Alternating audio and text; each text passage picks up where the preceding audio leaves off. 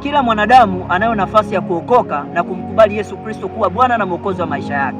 Ni jukumu lako kama Mkristo au mwanadamu yoyote ambaye umesikia neno hili leo hii, umkubali Yesu aingie kwenye maisha yako. Kwa sababu ukisoma Yohana 8 mstari wa 12 anasema hivi, mimi ndimi nuru, yeye anifuataye hata kwenda gizani kamwe. Kwa kumbe Yesu Kristo ndiye nuru ya ulimwengu. Kwa kumbe kama Yesu Kristo ni nuru ya ulimwengu, kumbe lipo giza la ulimwengu, ambalo giza la ulimwengu ni Shetani, ambaye anaonea watu kwenye uchumi, anaonea watu kwenye afya, anaonea watu kwenye magonjwa, ili kwamba anapachika giza ili lile giza liendelee kuwatesa watu.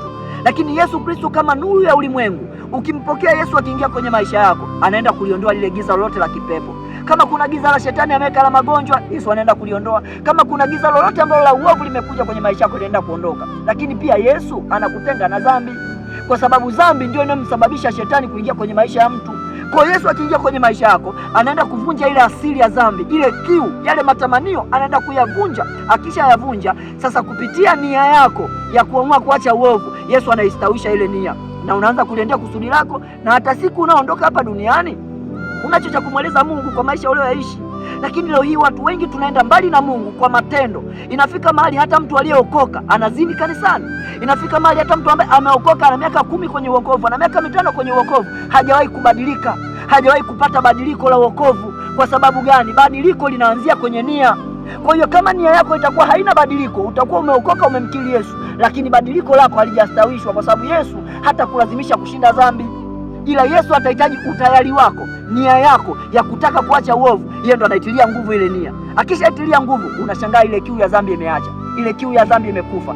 Mtu wa Mungu, badilika.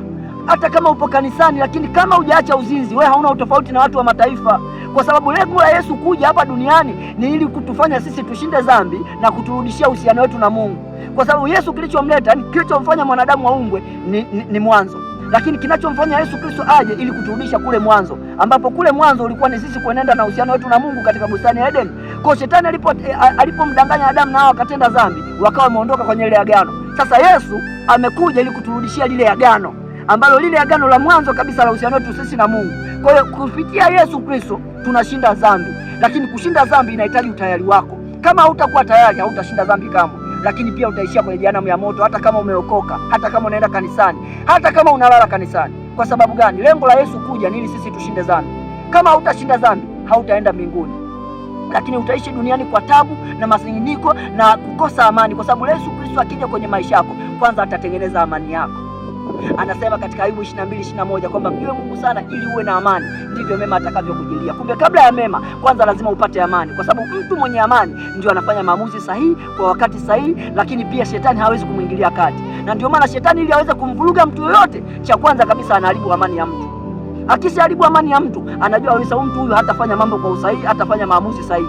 Kwa mtu wa Mungu, simama na Yesu na uweke badiliko katika maisha yako. Hata kama upo madhabahuni, hakikisha kabisa umeweka badiliko na umeamua kuacha dhambi. Usipoacha dhambi, hautapata baraka, na Mungu akubariki sana.